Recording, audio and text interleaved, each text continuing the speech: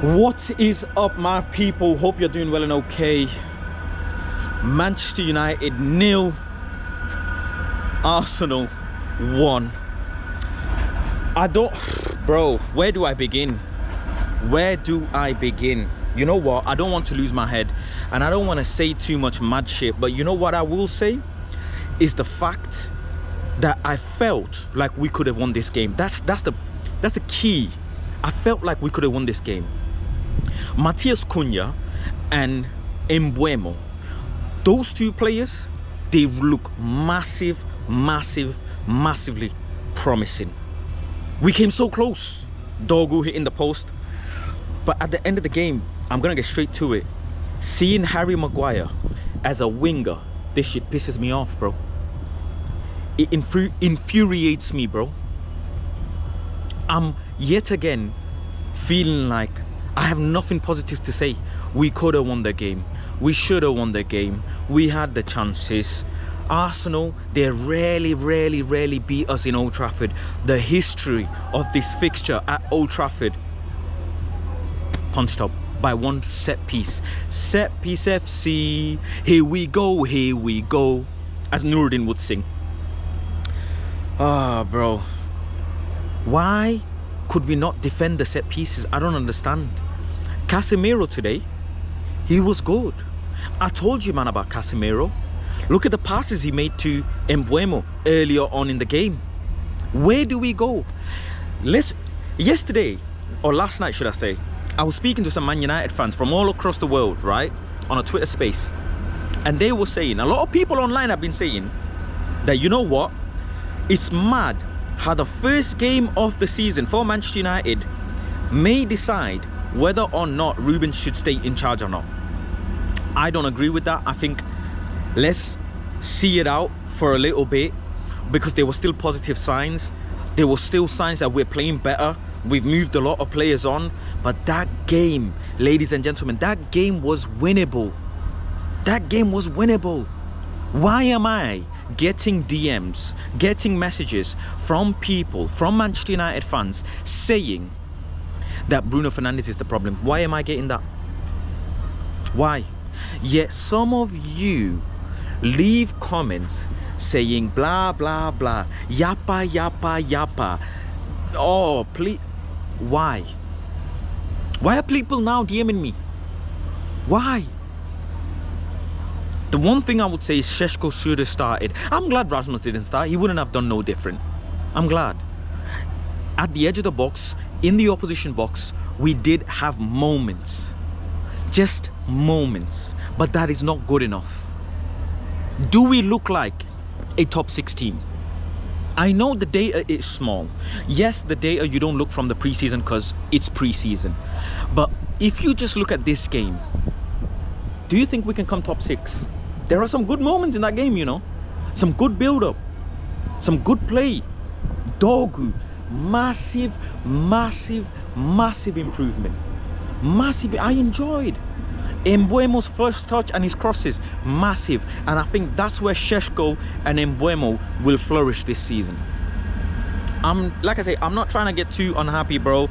I know the Arsenal fans will banter, and I know they'll say at the end of the day they won the game. That's all that matters. Set piece, we can try and banter them that is set piece. We should be defending that better. The midfield today, it just seemed like the ball went from one 18-yard box to the other 18-yard box. It was just gung-ho in the first half. We're running at them, they're running at us. And yeah, fair enough. As a neutral fan, or from a neutral perspective, that's entertainment. Entertaining football.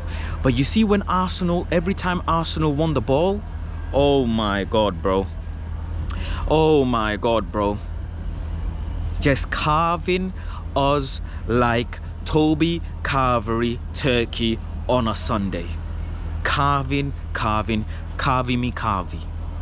That was what's going on. And that midfield, I even asked the Man United fans who I was speaking to last night, are you willing to sacrifice today's game if that meant Ineos find another 40-50 M's to add to the kitty to go and get Baleba? Because that's what Man United has done this before, by the way. The 1958 cancelled the protest because Too negative, people said. They're too negative. They should have protested. They should have protested. And yeah, Baleba comes in, he improves the team massively, sure. If he comes in, he adds more firepower to the team, sure. But bro, that midfield, that system, the way the players get caught. I'm seeing Mbeumo and Cunha run their asses off to try and chase players down, to try and squeeze, to try and press. You know, that's taxing. Cunha had a great opportunity. He beat like 4 or 5 players. He made a fantastic run. Unfortunately, couldn't get it, couldn't connect with the ball enough. And then he had a couple shots as well. We had a couple shots in general, which is positive. But this is where we are. Maybe, just maybe, this is actually a reality test. A reality check, should I say, sorry. This is a reality check. Dalot's crosses, oh my God. Oh my, listen, that's my guy. That's my guy. But I no go lie. I'ma tell you honestly, people, big up to my Nigerian followers and the Nigerian Man United fans, bro. I no go lie. They fear Dalot. Them crosses, them passes, them cutbacks, dust. Bro, dust. In big 2025, we have seen Sir Luke Shaw start against a rival. That is a reality check. Lenny Yoro, he was great today. He was great. Buying there, well, apart from that one goal that he conceded, I don't know why Man United have keepers that don't come off the line and impose themselves. The one thing we continuously slated David De Gea for. Ahmad came on, linked up with the forward line, tried to make something happen, wasn't enough.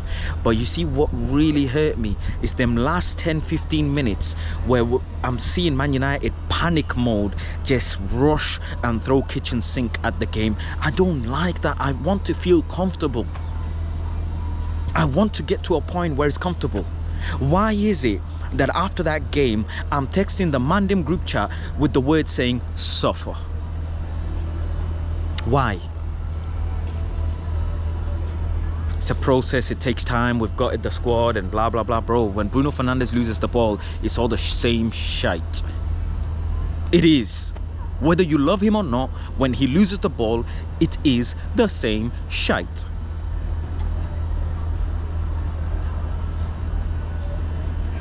What else you want me to say, Paul? I don't know, you lot actually helped me, bro. I've done the fight with Ten Hag. I'm not willing to fight Amorim. I'm not. Give him the time, because I ain't got no other line. But you guys guide me. I know many of you, a lot of you are concerned with the manager and not the system, because we see other teams play this system, bro. This system requires specialist players, specialist wingbacks, specialist 10s. Mason Mount is his favorite guy. Luke Shaw is clearly, people are telling me Luke Shaw is this manager's favorite guy. I know Rance is gonna go ballistic because he started Luke Shaw and Dalot, or mainly for Dalot. I know a lot of people are gonna go ballistic because he started Dalot. And then he got hooked, Ahmad came on. Bro, you guys help me.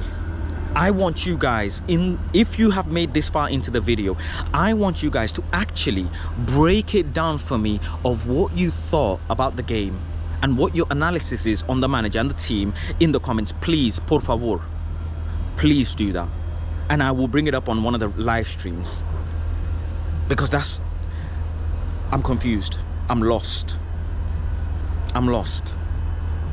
Sheshko, I have high hopes for. I have high hopes, but I don't know how the manager is going to plan to accommodate him and Ahmad. I have Manchester United fans telling me Ahmad should put in a transfer request because that boy is going to rot away in wing back. And I hear it. Kobe Mino. Oh boy, I don't know where we go from here, chat. I do not know where we go from here. Can we come top 6? Look, it was only a 1-0.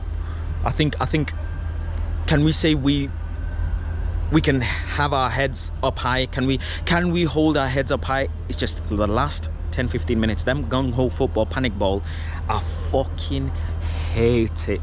I despise panic football. First game of the season in a league game, panic